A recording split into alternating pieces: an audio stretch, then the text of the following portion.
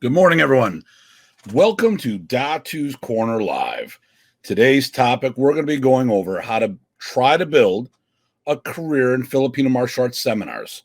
So people have asked me this for years on how I do things, but before we get into this, what I want to do is quickly just, I got a comment already. Who's joining us today? Good morning, Mr. Greg. All right. So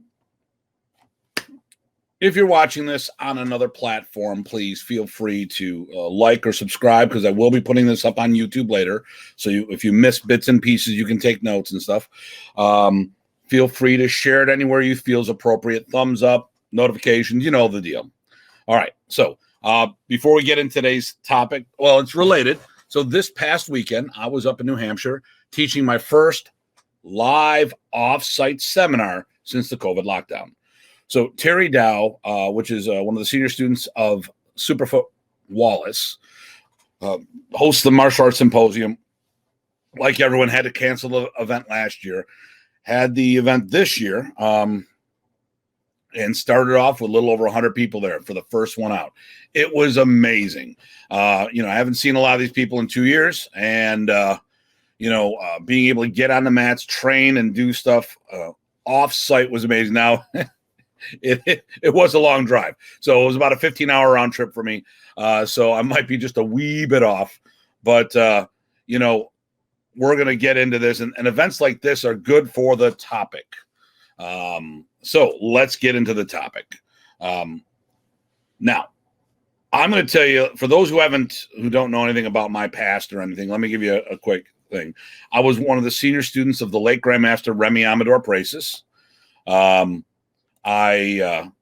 While he was, good morning, Nathan, while he was alive, I probably taught more seminars on Remy Presas Arnis in the organization than anyone else is doing. Now, you may hear my dogs out back. Hey! Unfortunately, I'm babysitting today. In 99, while I was with Professor, I did around 25 seminars of my own, all with blessing from Professor. And then after his passing, I've been averaging 35 seminars a year for the last 2 decades. Actually, more than that, because it's an average. And, even with this past year with COVID being shut down, my numbers are still way up. I'm doing hybrid seminars, which we'll talk about today. But I'm still have plenty of events in the bank. Now, my future is going to change a little, and we'll talk about that. I don't know if I'm going to want to go on the road as much, but I'm going to tell you how I built up where I am today. We figured that I've done over 1,000 seminars teaching Remy Presas' modern Arnis, and some side things with little Ernesto Presas, combatant, some Balintuak, and stuff of that nature.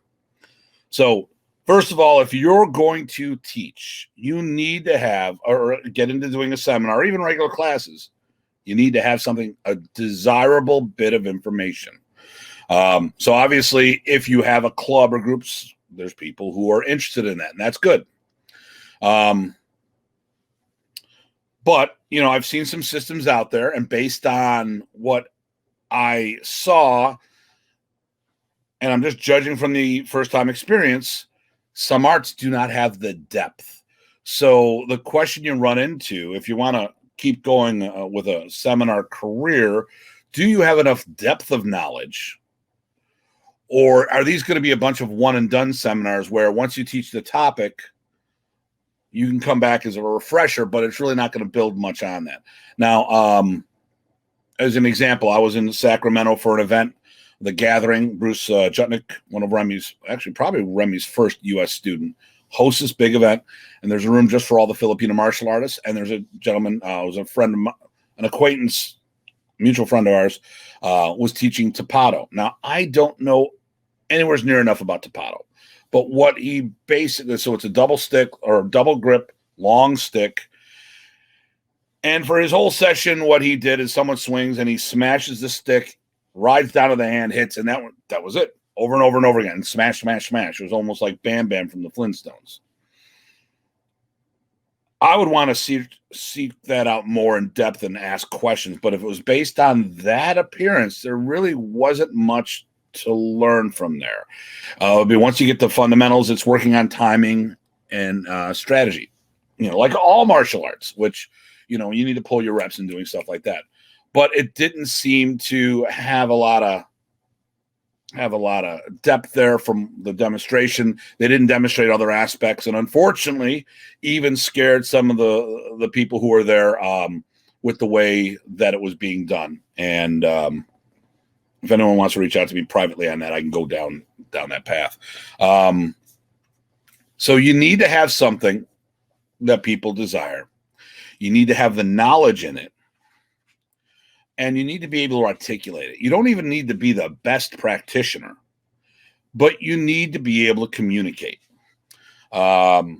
So, you need to work on a lot of these skills. Now, how did I get it? Because I had a bunch of these things, but I had a lot of raw talent, but I had to refine it. And I think a lot of people have all the skill sets to do this.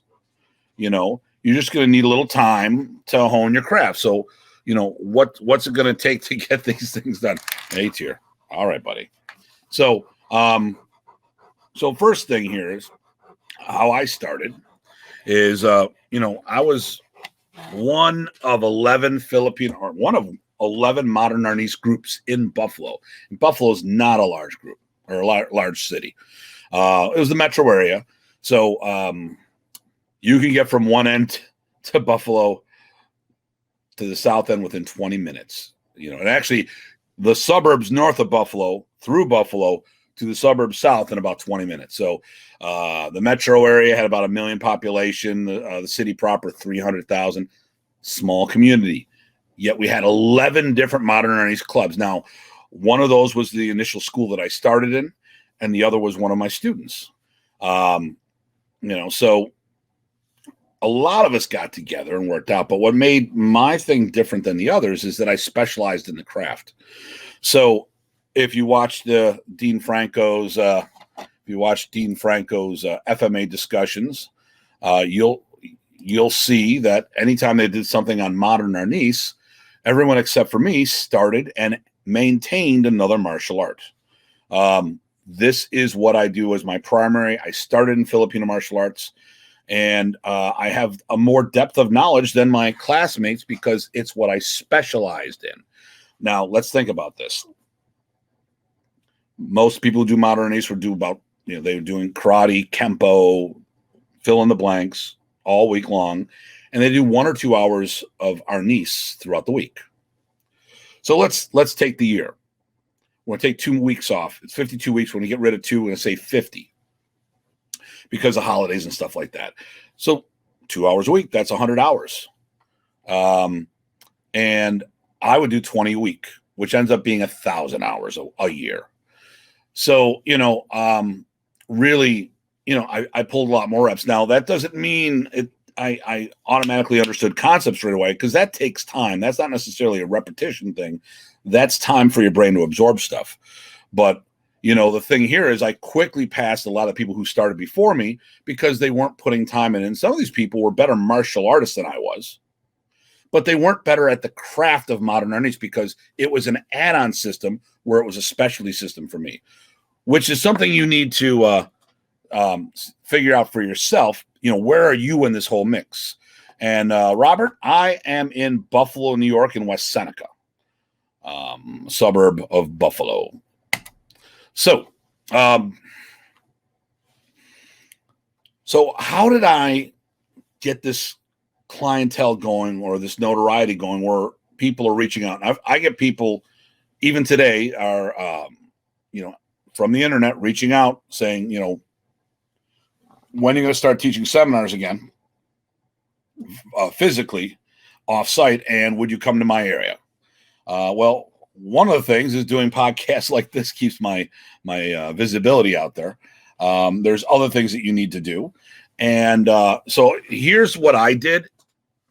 And I'm going to have a challenge at the end of this for everybody. We need more people out there teaching Filipino martial arts. Right now, 40% of all martial arts schools closed permanently, at least in the United States. So it's going to be a little harder. And of course, Filipino martial arts schools, we're not a school. Well, I'm a full-time school, 5,000 square foot. We'll do an episode on this and I'll show you, give you the tour. But there are maybe 2 or 3 full-time Filipino martial arts schools where this is how the instructor makes a living. There's a handful of part-time where the person has a full-time job but has a school that supports itself at night. There's probably another 10 of those out there. And then the rest of the Filipino martial art communities are usually teaching in somebody else's school, or it's a program. I teach karate, not me. You teach karate and you have an Arnis program on the side, or you're teaching out of a rec center or your church. And our community is very dependent on other people. And if we're teaching out of somebody else's school, which I've done multiple times, and it closes down, we're out of luck. The goal would be that you would be able to find your own place, and that'll be a future podcast, and build the numbers up to do your own thing. And I didn't start this to be Tim Hartman, seminar instructor, little Remy, basically doing that's not what I wanted. What I wanted was to have a place that I had my own keys. I could have my job during the day. I do martial arts at night. It pays for itself, and no one can. I had my own rules, and this formula helped me get to the point where I was able to take my passion and turn this into my profession. And even now, during COVID, I am doing better numbers than pre-COVID. This year, right now, my numbers now are better. Even with losing all the students I lost, I'm making more money now than I did before COVID. So let's get into it. Now, okay, good, Ty. I'm glad you're here. So what's the first step? Well, if you have an instructor, what was very good for me is that I put a lot of time and effort, and I followed Professor Presas around. Okay. Wherever he taught, I was there to assist. He came into Buffalo. He would stay for a couple of weeks. He would teach seminars at all the different schools. So I went to all the other schools. That's good. Very good, Shane. So I would go to all the other schools and help with the seminar. And I realized real quick what a lot of people thought was advanced material was my basic. So we have a belt curriculum. John Bryant was my instructor. He had a written curriculum. So what I have today is built off the chassis he started, and it's evolved so far beyond that. But the thing here is that when I came in, I had a written curriculum. So if you want to teach Filipino martial arts at all, it's nice to have not necessarily a hardline curriculum, but a guideline that you could follow, that a student or a seminar participant can see what would it take for me to be a basic student, advanced student, a black belt or instructor, whatever the case may be. Some form of course outline, which can be just a guideline, not a hardcore requirements. And of course, what did I forget to do? Silence my phone. That's what happens when I'm on the road late driving home from other states. So I started getting notoriety locally because all these, there was only one FMA school. Well, yeah, actively, there's only one FMA school at that time. That was John Bryant's Filipino Karate Academy. So I started as a student, I started getting my face out there, and people actually, because I would go visit other schools when they hosted seminars, another key point, and I would attend. Now I bought a camcorder, and for those who are too young to know what a camcorder is, it is a video cassette. Once again, what the heck's a video cassette that fits in this big machine on your shoulder? It was one of those VHS ones before they came up with all these Super 8 minis and all this other stuff. So I had basically had a DVD player on steroids, carrying that around with a lens to videotape stuff. And that's what I was walking around with. But a lot of the school owners would let me come in. I would film for them. I would also participate and make sure they got a copy, because a lot of people couldn't afford it. I mean, back then a camcorder was like $1,600. And that was back in the 80s. So that was some chunk of change, you know. So so I became the videographer for martial arts schools in the area. And I would hop in all the seminars because even though I do Filipino martial arts is still my hobby. I love doing everything. Capoeira, jiu-jitsu. I mean, I don't have the body for capoeira, but I'd go to the seminars. Now I couldn't do a handstand if my life depended on it. But I would do ninjutsu, jiu-jitsu, aikido. Whatever came into town, I was attending those seminars because I just love doing martial arts. And a lot of times I learned different teaching things. The problem with the Filipino martial arts is we don't have a nomenclature, a language that helps teach you something, like a steady language. Like, if you say do a front stance, and most martial arts systems understand what a front stance is, what a back stance is, what a horse stance is. When we start talking about blocks in Filipino martial arts, or just the same Sinwali that we all do, we have all these different names for it. So we have no common language that helps promote what we do. And a lot of times it was, with Professor, the one that goes like this, the one that does this thing, because he would just go like this, baby, hey, strike me, and he would do his thing. Now practice, okay? So I started giving things names. So building a nomenclature is very important. When getting back to it, trying to stay on point because I am exhausted from the trip. So I'm going around videotaping, I'm participating in the seminars, and the guys start noticing me. And whenever a professor was in town, if they had him in, I would go there. And even though I wasn't the instructor yet, John Bryant was, Professor Presas would use me for demos. And you know what? The person the head instructor uses gets a lot of play. That's your stamp of endorsement, So when I can't get to the top instructor, I go to the assistant instructor or the demonstration person, providing it's not just someone randomly they pick from the school. So Professor usually would grab one of his own students to do the bulk of the teaching, and then grab some random people from the crowd to keep them involved. I was one of those people, because part of the organization that he kept grabbing, and he kept grabbing more and kept grabbing more and kept grabbing more.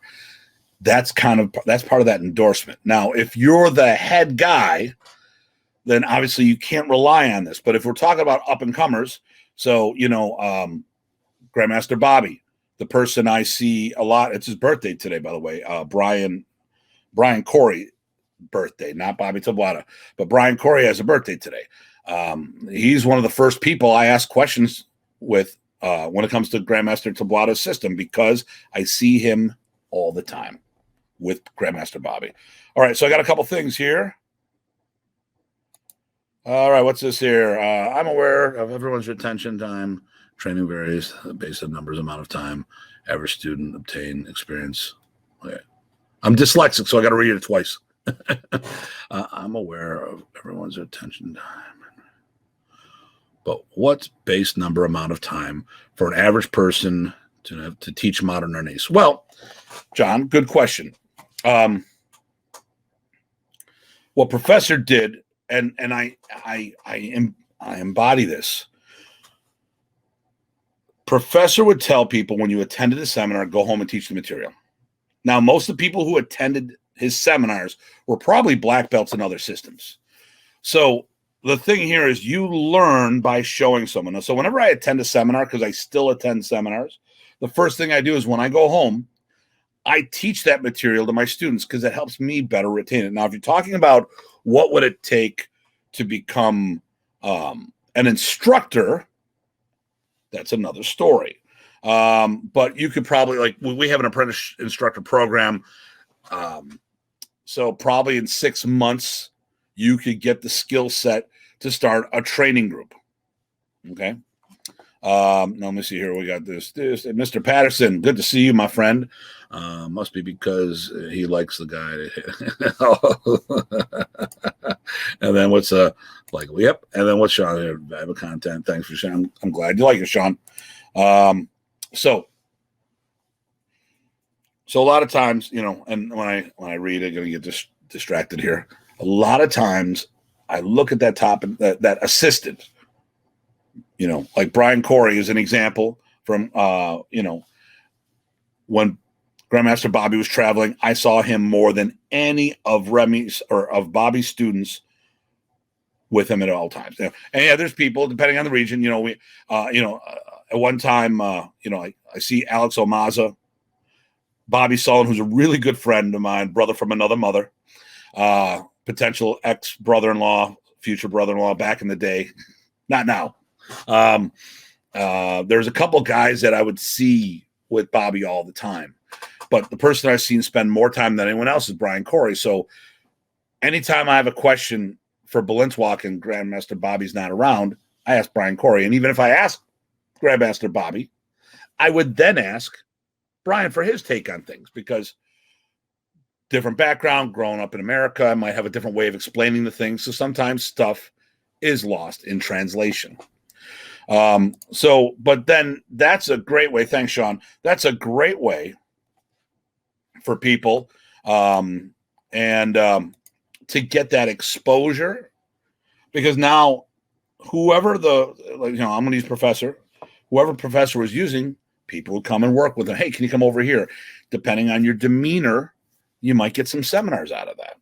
So now you got a bunch of people wanting to do seminars. You've gotten visibility in your own group, but how do you get it outside? Because the thing here is, so with me, I was never trying to compete with the old man. I wanted to enhance Modern Arnis, take it to the next level, get more people. Because, once again, I did this as a standalone program where everyone else was doing cross training, Thank you, Bernard. So my, I was talking to a local guy. He ticked me off. He's a friend of mine. He helped me out quite a bit, but his comment ticked me off. He made a comment to me once, said, there's no names in Modern Arnis. What the hell are you talking about? I go, there's Remy, but there's no one else. Within Asano, and he pop.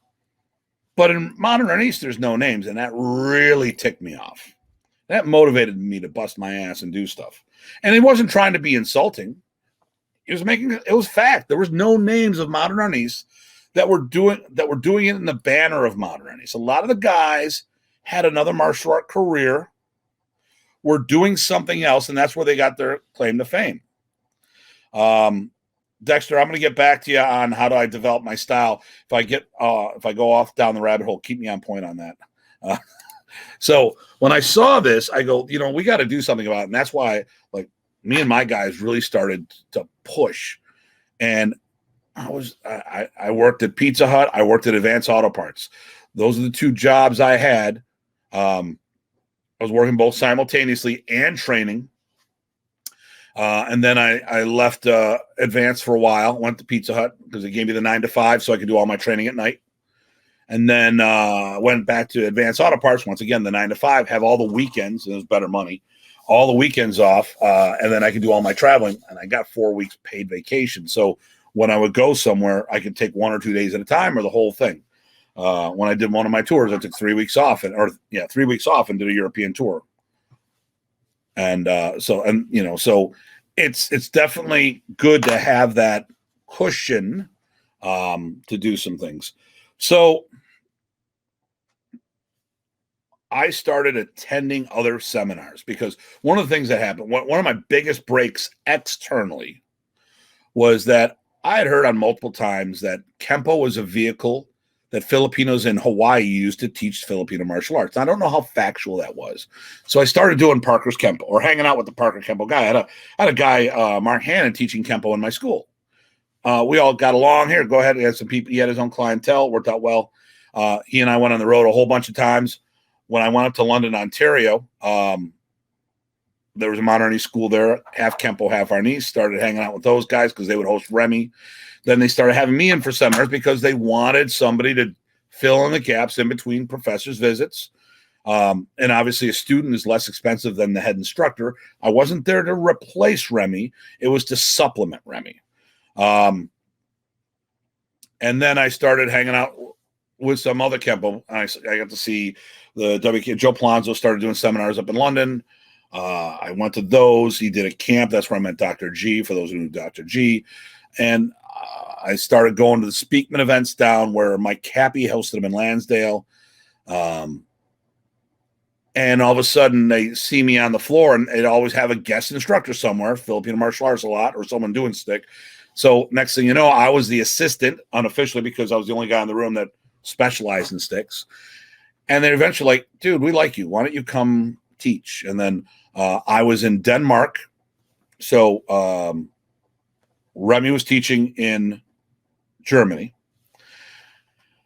And then Jason Arnold, a friend of mine, he and I said, we should go. He wanted to go to Germany with me. It was my second trip. I think it was my second trip. I go, okay, let's go. And they goes, hey, we should go to Denmark. Why? Well, there's the European Championships there, Speakman's thing. And you're hanging out with the Kempo guys. That'd be fun. Yeah, sure, let's do it. And then he goes, hey, you know what? What? We could spend a week in Sweden with Ingmar Johansson. Okay. He's got a Kempo school there. Okay, let's do it. So we did this little tour. So we went to Denmark, had no clue what we were doing, had no ride, no nothing, and somehow we got in the VIP limo-ish. Well, it's not a limo, it's more like a Yugo, but got in that. At the event, a meeting went long, and a couple of us were working out already. Next thing you know, I'm substitute teaching there. And I took the bull by the horns. Paul Dye was there, was one of the senior Kempo guys. Said, sir, everyone's late. I'm going to teach if you want. You're the senior man. I got a thing going on now. It's up to you. And he said a whole bunch of good things. I taught. And then next thing you know, all these Kempo guys started hosting me in for events. We did the Kempo thing there. We went to the Sweden for a week. We went to Germany, flew back home, slept for 3 hours, went down to Philadelphia, the same organization, Mike Cappy's event down there. Jeff Speakman called in sick. He got sick on the way home from the trip, and then they asked me to substitute for him, teaching Filipino martial arts, not Kempo. Opportunities like that keep popping in my lap, and I was in the right place at the right time. If you are sitting around not attending things, you don't get your face out there. You don't get that exposure. Now, I want to be very upfront. I'm sincere about what I'm saying with this. I love Filipino martial arts, but I love all of martial arts. So I enjoy going to these events. So I'm not going to these events for the chance that they might have me in for a seminar. There was interest in what they were teaching. So, a lot of people think I'm a Kempo guy because of the amount of Kempo events I went to. Well, because of that exposure to Kempo, I've taught in Canada at Kempo events. I've taught in the United States in Kempo events, Denmark, Sweden, England, Chile, Venezuela. There's 7 countries right there I've taught in because of Kempo events. And I like Kempo people because they're kind of like us. We like hitting people. They use their hands and their feet. We use sticks. Sometimes we go stabby with their knives. I'm a lot looser with them. It's great. I'm not, there's some styles out there a little more uptight. You can have a good time. They're fun people. So, and then the next step. So that's one thing. Now, what I also did, because once again, I was under Professor Presas and he was still alive. Okay. So what I started doing was apprenticeship / camp prep seminars. So we would go to camps to see Remy, or to get to test. So Michigan State University had the biggest and the longest Modern East camp. It was run by Terry Warham. This was the flagship camp for Professor Presas globally, period. End of story. So I would always bring 5 to 10 people to my camp, or to these camps. So I would host prep days at my school. Well, I'd open up to the public. So now here's the thing. You want to start doing seminars, and this is going to go down to how did I develop my teaching style. So one of the things I did is you have to experiment. And I had to get in front of people to teach. So what I would do, and this is what helped me. So I would host these events, and I might not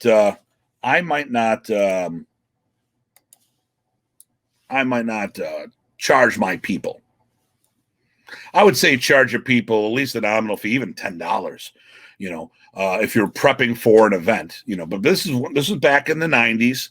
I'm cutting my teeth. I'm working on my experience and more importantly, working on my confidence because, sometimes we take what we do for granted. We don't realize, how valuable things can be. And to me, I'm like, well, we're just a bunch of guys hanging out, working out, boom, boom, boom. So I started doing these events, and next thing you know, I would advertise it on the internet, and at the time, some of the magazines, I think Inside Kung Fu had free listings at the time, so I would actually mail it in that I was doing these things. I had a brochure, which I have around here somewhere, from that I would hand out at all my events. So I started getting people that would come in to work the material, and my students, this is back pre-September 11th, so we had a lot more time. They were younger guys and women.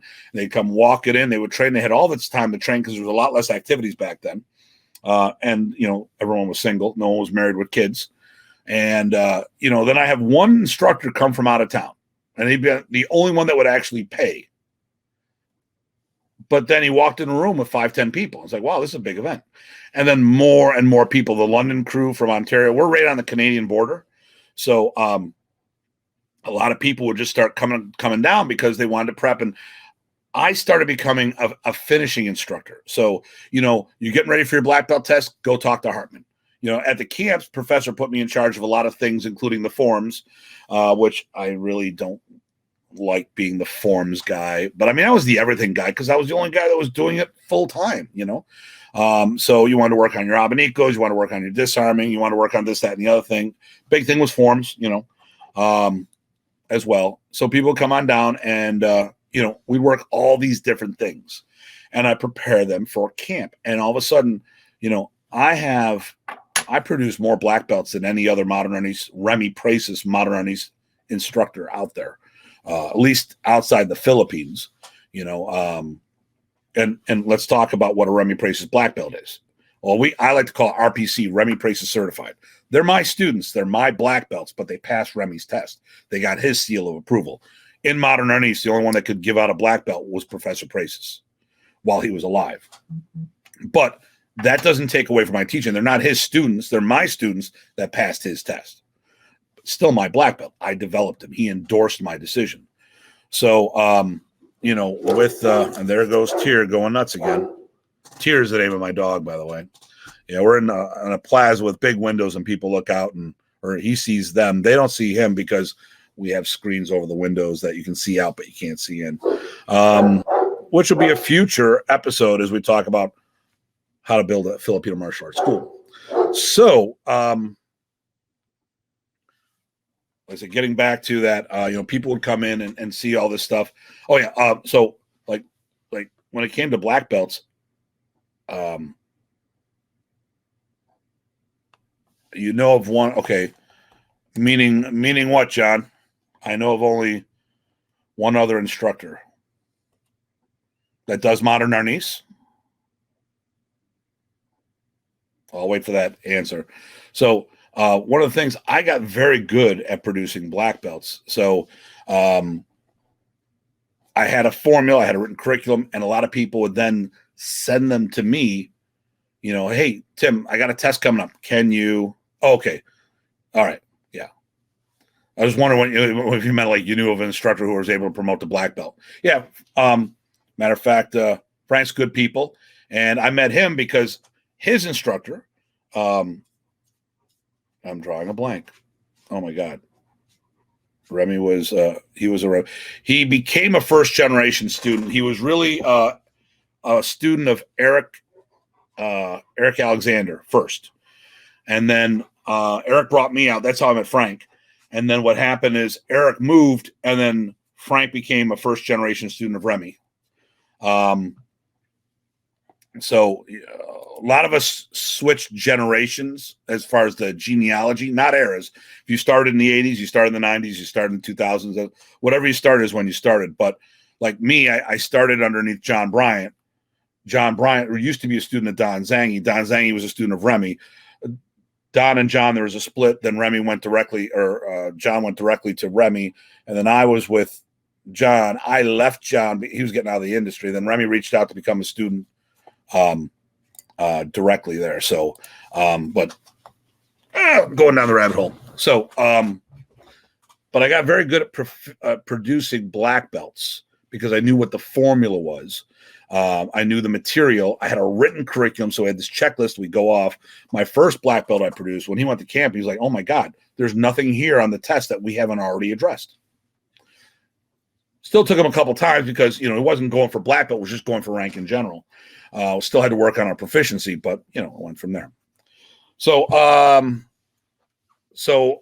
and then I'm gonna go back to Dexter's question in a minute. So I was the assistant, and for Professor, that gave me a lot of visibility. People ask me. Sean Zerger can probably say the same because I see him assist with Maul Morney, and I know people have brought Sean in for seminars for Maul's CLOP program.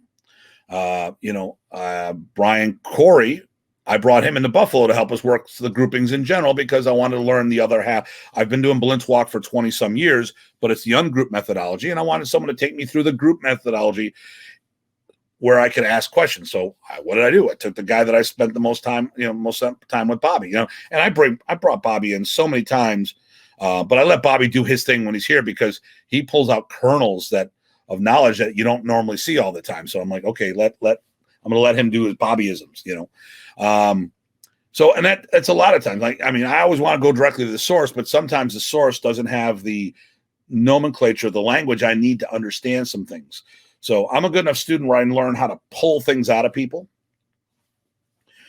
but that's not always the case. But, if you are with somebody, i.e. you have an instructor, and you're helping them, that gives you that visibility that starts going and then be prepared to make sure that your instructor and you are on a cool, because some people get a little tweaked on that or intimidated. Okay, so let me go with Dexter. So Dexter asked, how did I develop my teaching style or my presentation? Well, there's a couple things I did. So first of all, I videoed as much of myself as possible, training as well as teaching. Okay. I needed to see what I was doing, and we have an idea what we're doing. And then I say, oh my God, that's a crappy block. I need to fix that. Oh, that's a terrible chamber. Where'd that come from? So one, I need to go back. I'm not so egotistical where I can't see room for improvement. I see room for improvement all the time. I think as a whole, I'm in the best place I've ever been in my life, even with, I'm 55. So I know that, okay, especially COVID, I've got the COVID 20, the COVID 20 pounds. I got that going on and other things. So, I'm banged up here, there, most of which is non-martial art related. But, that being said, I look at my technique as a whole, and I think it's better than it's ever been. I don't have the athleticism I used to have, but a lot of this is, let's go to the video. Let's see that. Sports teams do this all the time. And that's what we have to do. We have the technology. Anybody who's got a friggin' phone out there, there you go. Now I'm not using my phone today for the video. But when I'm doing a lot of my YouTube stuff and all that, I use my phone. I have a professional camera, but I found out that the cell phone works a lot better for the basic stuff.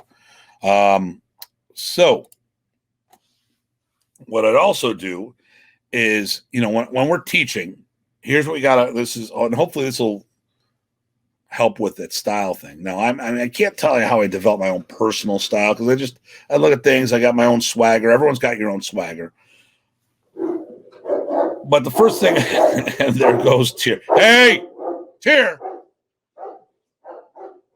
I'm gone for the weekend and he won't let me leave the house.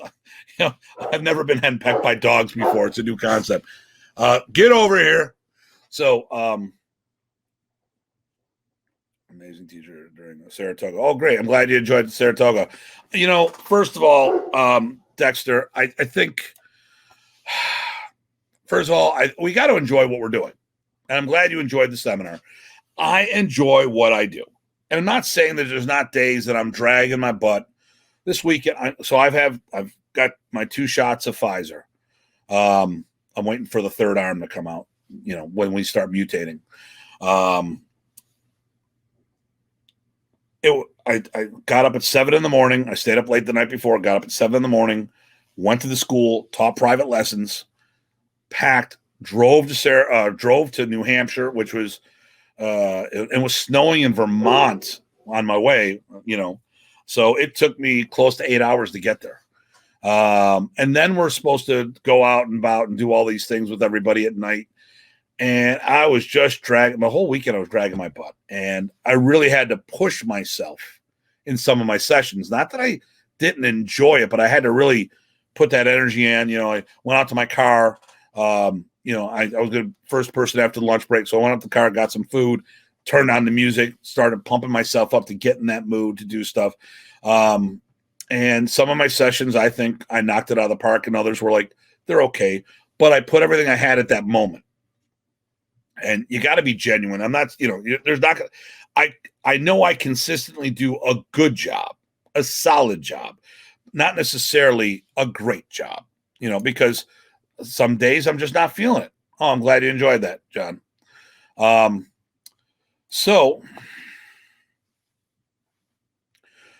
I like videoing myself. I get to watch what I'm doing. And now this is exactly where I was going. Are there things you tend to emphasize at every seminar, no matter what the skill level is? Now, here's what I'm going to tell you this, sir. The big one, the skill level. This is going to bite you in the butt.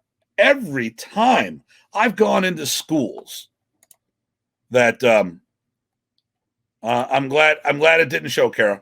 Every time I've gone into schools and do seminars, including Filipino martial arts schools, and I go, oh, good, it's a bunch of Filipino martial artists. I can rock and roll and go high speed. It has bit me in the butt because everyone has different fundamentals. Everyone's ABCs are different. The abecedario is not consistent. If I'm hanging around karate people, even though they're different styles of karate, it's fairly similar. Different branches of Taekwondo, it's fairly similar. Filipino martial arts, that is not the case. That is not the case. Can you switch with one Filipino system to another and have a head start? Sure you can, but there's certain dynamics that just doesn't. Now, what I look at doing is, what I try to emphasize is the warm fuzzy. Now, what's the warm fuzzy? That's that, man, that was cool.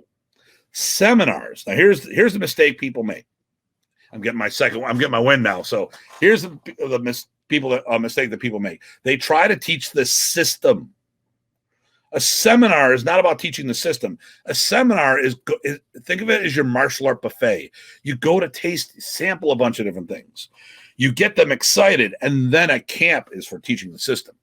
A seminar, you just want to give them a couple tricks to get excited about what we do, and then we can start teaching them the fundamentals. Now, sometimes I need to teach some fundamentals. But I'm trying to give them something they can take home and have fun with, because part of a seminar instructor is an entertainer, and I'll ask the guys, hey, so did everyone have a good time? I don't care if you like the material or not. Did you have a good time? Yep. There's a good chance they'll bring me in if it brought the energy up. Everyone had a good time. They're talking about the seminar.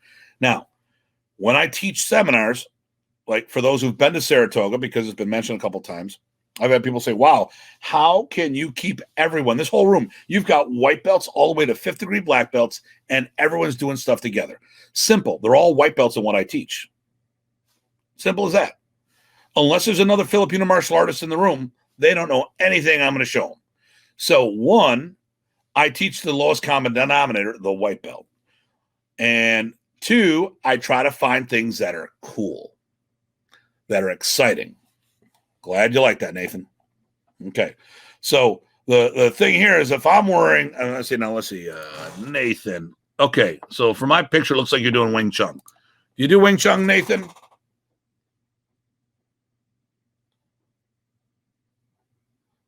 I'll wait for that. There's a little delay. So I'm assuming he has got some kind of Wing Chun or JKD experience. I've been around Wing Chun people. Talk about being anal retentive about your technique. If it's off by a degree, it's off. Yeah, there we go. So you know what I'm talking about, Nathan. nothing personal. Some styles are so OCD on being exactly the right way. When you are teaching a seminar, it's about getting them in the ballpark. It's not about doing it exact because it's a seminar. I'm only going to have them for 45 minutes to an hour. This weekend, I shared the floor. So I taught 2 sessions on disarming, 2 sessions on stick and dagger, and 1 on Panatukan. Each session was 50 minutes, and I had 1 or 2 people in the session teaching with me. I focused on one technique. I focused on correcting somebody else's technique, not to say that the person was teaching it wrong. So what I did this weekend, I was with Steve Lafarge with teaching. He did a great job. He's got an Atienza background and such. But the people in the class were swinging at the stick and not at the person. That's what needed to be fixed. So I said, all right. And once I did that, when it was I go, here, listen, do the same. When it was my turn to take over, I went up and go, listen, I'm not going to fix the technique. The technique's right. He can do this because of his skill set. But the way you guys are swinging at each other is not going to work. Swing here. Once we changed that, everyone's success rate went up. I didn't correct the technique per se. What I talked about was the proper targeting. And I worked off of what my instructor's partner did, not try to blow a hole in what he did. When doing seminars, you might be on the floor with several people in the same system or same family, like all FMA. I'm constantly trying to work off what someone else did to say, see, now I see how they did this. Now let's add a couple other things with this. Not try to blow a hole in it, but try to extend or work with it. The big thing about seminars, man, you gotta have confidence. You gotta have a lot of confidence. You can't be intimidated by the people around you. And I know people. Okay, so who's the hardest act to follow? Okay, I've taught with Bill Wallace, Bruce Jutnick, Grandmaster Ron Van Browning, who used to fight for Don King and used to teach with Remy and Wally and all the guys. I can't even think of people. I've taught with Bobby Tabuada, Michael Jaron, all the top Filipino martial artists. The one person I haven't taught with yet is Danny Inosanto. I wouldn't be worried about teaching with Guru Dan. Not at all. Yeah, okay. It's a tough act to follow or to open for. But I feel confident in the material that I have, that everyone in the room would learn something. And I could bring something to the table that he's not going to present because I have a variety of material, and so does he, and we can make sure that we wouldn't teach over each other. So you have to be comfortable in your own skin. The other thing here is you got to be your own person, your own man, your own woman, toaster, whatever you identify with. You got to be you. So when I went to my first summer camp was in 86, I think it was, Mississippi summer camp. It was a one-off camp. And I went back and Professor of course we all imitate Professor because, if you like Karate Kid, you like Miyagi, you'd love Remy. He's doing this is a dulo, double N 6. So he's teaching abanicos and twirling. He goes, go like this, go like this, go like this, and twirl it back. But of course, he's going, go like these. So I come back from camp and I'm teaching one of the students. I go like this, go like these, go like these, go like these. Subconsciously, all of a sudden from the office, John Bryant goes, Tim! Sorry, because I was imitating Remy. I went back to what I was doing. We had a little talk after. There was nothing. He goes, listen, dude. And he didn't say dude, but he was like, listen, I did the same thing. You be you. Remy was the best Remy Presas. I'm the best Tim Hartman. You got to develop your own style. Now, I watch other instructors teach. I constantly look at the delivery systems. Say, you know what, we do a similar move. I like the way they explained it. I like that terminology better. I've taken terminology because Filipino martial arts has no terminology. If it does, it's because us all the puti or non-Pinoy have given it. Professor he just went like this. Our disarms had numbers. I gave it a name. I'm not saying that I didn't use somebody else's name, but in modern Arnis, we had the 12 disarms. And it was like, give me a number 1 disarm. Give me a number 2 disarm. Give me a number 3 disarm. 1 to me is the lever, but I can do lever off of multiple angles of attack. 2 was this snake. 3 was the hitchhiker. Okay. And I can do these off of multiple attacks, but I can't explain that. I can say, show me the number 3 disarm off of this. And if people get the numbers mixed up, because I've seen on tests where they do the wrong disarm and they do it in a different order because maybe they taught it differently, or I think one of the books had the disarms out of order, and someone actually said, oh, you did it in the wrong order. I have to mark you off. How about, did you get nervous? Okay, what's the order here? Okay, listen, you got both disarms right, but if we're doing numerical order, it's actually switched the other way. So the thing here, as far as teaching a system, that looks weird. I feel better with this. When teaching at a seminar, you want to encourage. Professor had this wonderful line, oh, you could do that too, which basically was saying, you're wrong. That's not what I wanted you to do. Because you say, oh, you could do that too, but I want you to do this. And it was a nice way of him to correct without saying you're wrong. And I kind of use that path. That's not bad. That's not bad. But what I really want you to do is this. Sometimes I go and say, no, that's wrong. That's not what we're doing. If all of a sudden we're supposed to slash and you're the only one in the room going stabby, stabby, which has been my new pet term for stabbing people, stabby, stabby. That's wrong. There's also safety issues.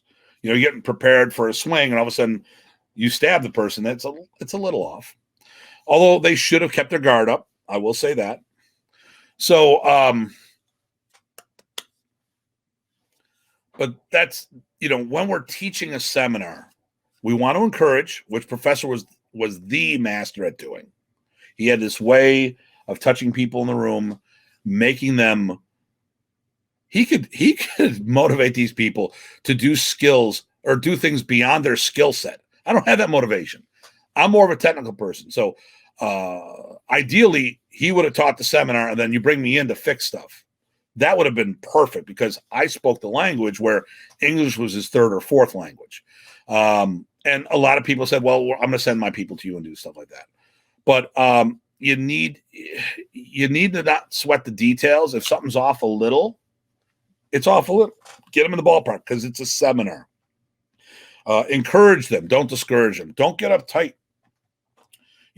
Try to go through stuff and then just have a good time. And, I will say, I've had some rough times where every time, and this is the biggest thing, and if there's one thing when it comes to the teaching side, I want you to listen. Do not overestimate the skill set of the people you're teaching. I cannot tell you how many times that has bit me in the ass where, like I said, I'm teaching a Filipino martial arts school, and I think they know what they're talking about. They know nothing about what I do. It's not that they don't know Filipino martial arts. They don't know my things. And our concepts are different than them. So anytime you're in a room, you say, all right, start with your seminar fundamentals. You can always switch gears. You can always go to the next level quicker. But always, always, always do not overestimate the people in the room. And most likely, because at the end of the day, they're having you in most likely because they don't know what's going on. And if they do know what's going on, just make sure you can progress. The other things I would say when it comes to a seminar career, know your crowd, do your research ahead of time. So if you are teaching in a karate or taekwondo school, have some kind of uniform. End of story. That's a big boom. When I'm teaching at Filipino martial art events, I'm usually wearing some form of cargo pants and a golf shirt.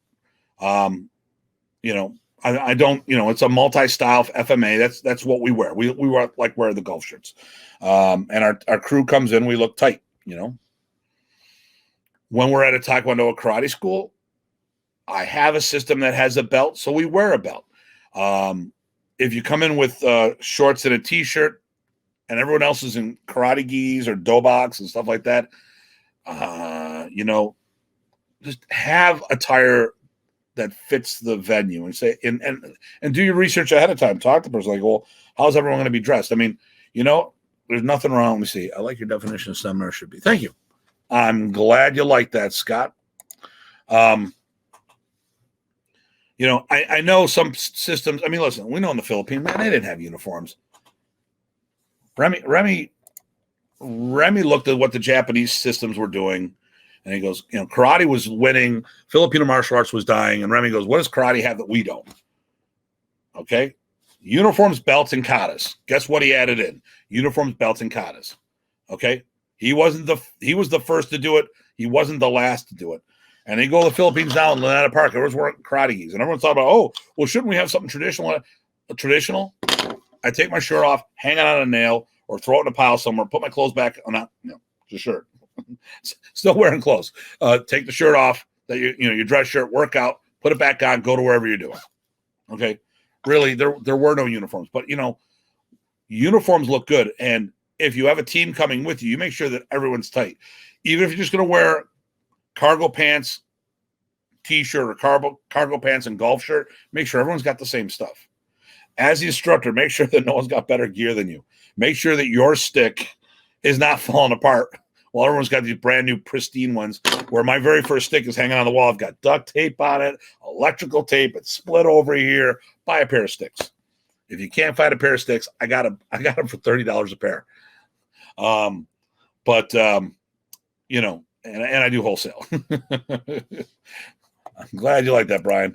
And Brian bought a bunch of my sticks. So, you want to look professional, get some photos done. And here we go. I'm going to show you something really slick. When it comes to flyers, usually people make the flyers for you because it's their school. But nowadays, people are asking for stuff because they don't have what needs to be done. They don't have the stuff. So I'm going to show you something really, really cool. There's free. I pay extra. I pay for this. I'm gonna make a flyer. I'm gonna pull this up. I'm just gonna create something real quick. It doesn't even matter which one I do. I'm gonna do great sticks, and he highly recommends them. That means I got to promote you now. Is that it? Okay. So I use Canva. This is a great way to make flyers and all this other stuff. So what I'm going to do is I'm going to screen share this. So you don't need Adobe Photoshop. You don't need all these other programs and stuff out there. Canva, this is a free service. Okay, I just made my screen really big so I can see what I'm doing over here. So I'm going to come over here. I am going to do a flyer here. I'm going to do, I don't like that one. I go back to this. I'd use the guy without the shirt, but I'm jealous because I don't have muscles like that.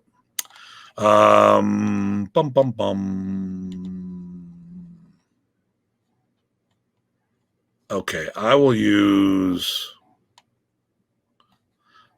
this one. Okay, so let's say I'm going to do a flyer. So I pull up this template. So I have my uploads, which are their photos here. So a lot of people say, oh, do you have any pictures? Oh, I'm sorry. Do you have any pictures with clear backgrounds and stuff like that?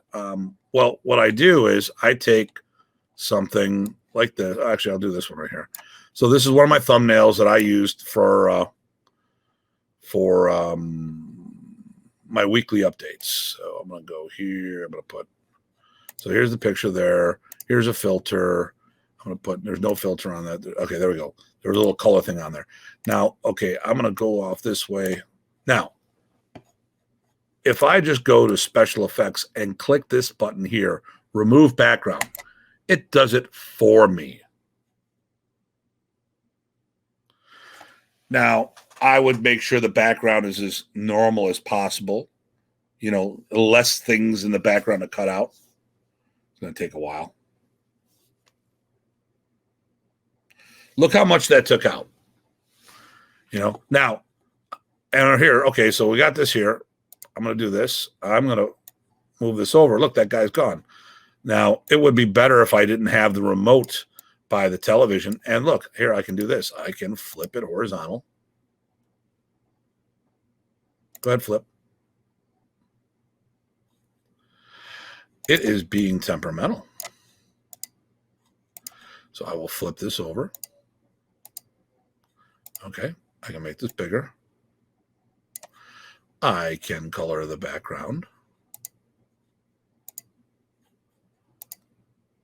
I can make background black. There we go. Some of Filipino martial arts, we like everything black and red. Maybe you notice with the shirt in the background. It is the modern Arnis colors. Can't do anything about the belly. That sticks out. That you need Photoshop for. But here we go. And I can just sit there and say, all right, FMA Professionals, which is one of my projects.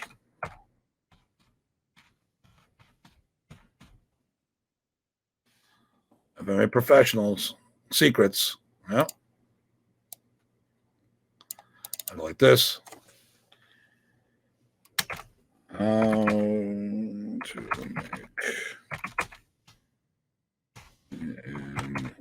oh man, gotta talk to myself because I'm dyslexic. Oh, look at that. I did a paste. Okay, not what I want to do. Boom. How to make money in FMA. Okay. Or how to do disarming, or how to do whatever you want it to be. Okay. Stop sharing. I'm done. I'm going to escape. Go back to what was going on. Okay. So, when you're doing seminar flyers and they don't have stuff, there's plenty of outlets like this you could utilize to do stuff. So, and when we're talking about a seminar, believe it or not, all these moving pieces are part of it. What kind of business cards do you have? Give me a second here. Anyone who's seen these in person know they're amazing. And as I'm talking, a voice from beyond. Oh, here we go. So I paid extra bucks. It turns out it's about because I messed up because I was dyslexic. These are a 3-dimensional card. Hold on. Okay, that's actually raised. That's on the back. This is my business card. I gave this to a guy. Business was closing. I was buying fixtures. I gave them the card because a lot of times they need to write all the information down, who they're selling the fixtures to. And he goes, oh, no, I don't take this. They thought it was a credit card. But you want to make sure all your stuff is tight and professional. When I first started going, I would rent a car because I had a little POS Cutlass Sierra 85 with rust bucket holes and stuff. Not real professional when you roll in. So every weekend, they knew me over at Enterprise Rental very well. I was coming up with cars, every weekend, rent another car, just take it out of the seminar fee, and you can get some really good rates. But, everything's about that image when you're doing the seminar. Boom. Yep. And listen, I know exactly what you're saying, Ben. I used to do everything on Publisher, but then I use Photoshop, but I'm not very good at Photoshop. I mean, I just know how to make transparent backgrounds, and even then, sometimes the program gets clunky. There's other things out there, and if you don't have graphics, they have a lot of stuff in there already. But if you don't, what I would also do is look at things like Fiverr, which we talked about last week in our piracy video. There's a lot of outlets for cheap artwork, and you want to put these things together and go find a good printer, a print shop to print these things up. I bought a professional printer, but even still, it is limited to what it can do. I have nice high gloss finishes. I do business cards. I do posters, for a lot of stuff, video intros and stuff like that. So definitely look at that stuff. And here's the thing though, this is a long haul. This is not an overnight thing. Canva's awesome. I use that well. I upgraded to Pro. Well worth it. You're right. It's exactly what I did. I went right for it. I didn't even bother. Boom. So when I do stuff, and I recently had someone ask me, hey, do you know any big events to do stuff? Now here's you got to understand. They want to get out. People want to be seen. It takes time. It's like print advertising. You need to see it 8-9 times before you actually act on it. So, when I go to events that I'm attending, I realize that I might not get gigs out of that right away. I've gone to these Hall of Fame things. Now, I've got a whole bunch of these awards. To me, this is a trade show. I pay for the banquet, which the award comes with. I pay for a table. If I can't have a table, if I can't teach, I don't want to be part of it. Okay. And I've gone to Alan Goldberg's event, and over the years, I made good money selling product and teaching martial arts and getting seminars there. But I got off my butt and got seen. There's a lot of events I go to that I don't get any seminars from, but I get that visibility in the long term. The more you're out there, the more you're seen, the more chances you're going to have of getting gigs from this. Okay.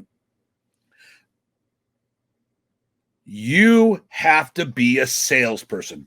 No one gives a damn about what you're teaching. You have to educate them on why they should have you in. You need to be seen. Now, there's a couple things too. Like some people, when they're adding you to events, like, and I'm going to talk about, we're going to do my next two. One's going to be, do you do any kind of educational thing on your testing, i.e., do you teach history and quiz them on that? And the other one's going to be how to host a seminar. So a lot of times when people host events, I ask them right off the bat, and this is what you got to think about. Why are they having me in? Are they having me in to enhance the quality of the event, or are they expecting my people to go? Now, where Terry Dow's event is up in New Hampshire, I don't have a huge cadre of people up there. And a lot of my people would rather just see me by myself. They'd rather see me for 4 to 6 hours, But I'm beginning to develop a group up there that come to the event specifically because they know I'm going to be there. But my main people go to events that more specialize on. But Terry doesn't have me up for that. Terry has me up because he knows I'll add quality to the event. But when you're hosting something or when you're being hosted, some people are expecting you to bring students. And to me, that you need to ask that question. Once you start getting seminars, we can talk about all these things of how do you charge and all this other stuff. But at the end of the day, you need to understand, make sure you're on the same page with the person. And if you want to be at a reoccurring gig, it's like, well, you need to ask the person, what are you trying to do? And when I host a seminar, I'm not trying to make money. I'm trying to educate my students, bring quality material in, so on and so forth. Some people are just thinking from a promoter point of view, and that's not going to work very well as a whole. And if you don't have a name, how are you going to make money for them, let alone money for yourself and do stuff like that? So these are things that you need to be aware of as things go. Now, it's really rough right now. You made a lot of good points Saturday. See.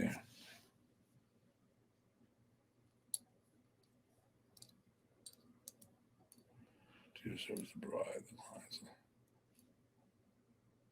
Yep, exactly. Of course, now Tier's going to be barking in the background. So, I'm looking at this. We've gone an hour 7. So here's what I'm going to say. I'm going to wrap this up fairly quick. And then there's my challenge. These are some of the things I've done to get to where I am. You need to develop a name for yourself, and you need to get out in front of people. No one's going to have you in, no matter how good you are, if you're not involved in the community. So get involved in the community. Go to events like Terry Dow's Martial Arts Symposium, and go to different, like my training camps. I have several training camps coming up. Go and participate. Okay. Get seen. Go to conferences that you can get seen at. Because really, who's going to know what you're doing? Put out videos on YouTube and Facebook. As an example of what can be done when you work hard. With COVID, I've still been going strong with my seminars, and I'm doing hybrid. I do hybrid seminars, which means I have a physical class here. So I'll have like 4 to 10 people in the room, and then I'll have another 20 people attending virtually. Now, what I do with that, because I use Google Meet, I record the session, and anyone who attends gets a copy of the raw footage afterwards. So added value. But here's what I want you to think about. And just do the math on this. I'm averaging 30 people a seminar at $35 a head for a 2-hour workshop. Okay. So, which is another reason why I've got to reconsider whether I'm going on the road as much, because I've made less going away for a weekend. Okay. Where I can make that kind of money staying home. So, and I've been doing that pretty much all my virtual seminars, but I've been doing this for decades.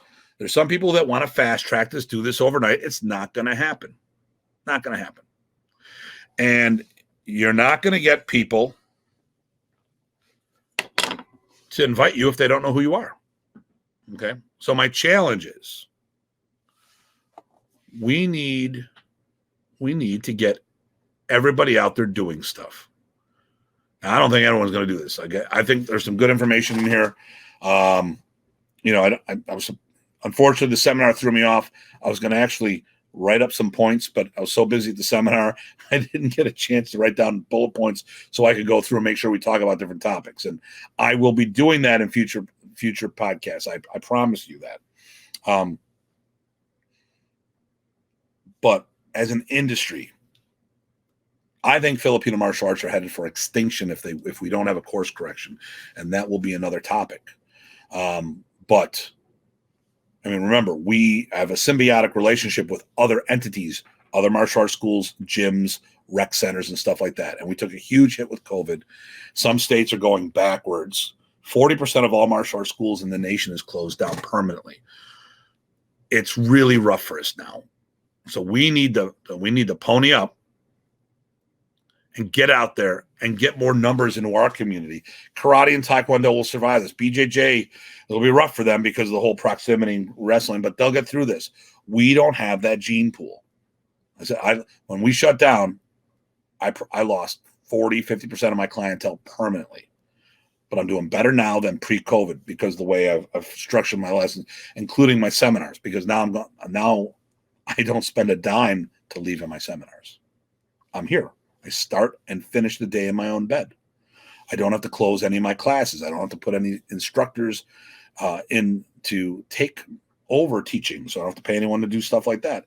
So it's much more economical for me to do all this. Okay, so hopefully everyone got something out of that. Hopefully I didn't bore you. I have a tendency of going off the rails. I have a side project called FMA Professionals. That is consulting for the Filipino martial artist. Because I know your needs, because I've been through there. And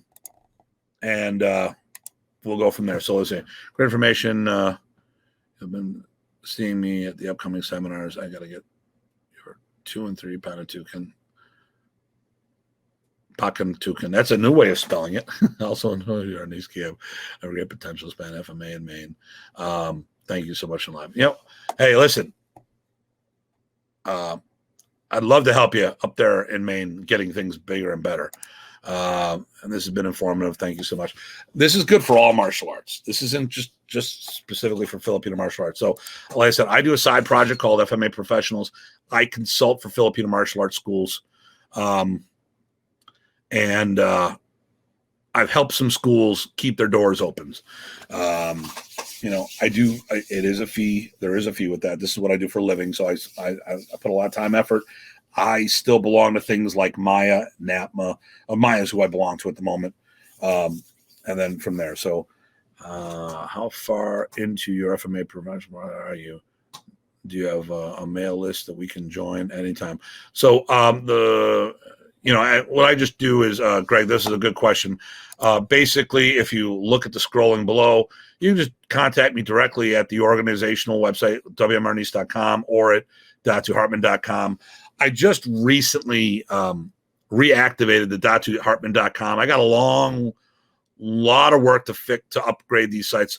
I made some investments, but I'm actually into some software and stuff, and now I'm actually upgrading them myself, which just there's a lot of cool stuff you can do on your own. Then I have to get in my SEO optimization going on. But if I can easily do conference calls. I use Google Meet. I use Facebook Messenger, and I can go from there. I am a great source for the beginner fundamentals. If you already got a good school rocking, I can give you some fine tuning, but there are definitely people I would refer you to in the industry that are much more in tune with the martial art business side of things than I am. Most martial art masters are masters and grandmaster in the arts, but are white belts or yellow belts in business. I think I'm in that mid-level to brown belt. I can definitely, and I definitely understand the needs of a Filipino martial arts schools on how to market things better and do things there. So, but listen, I hope everyone enjoyed everything.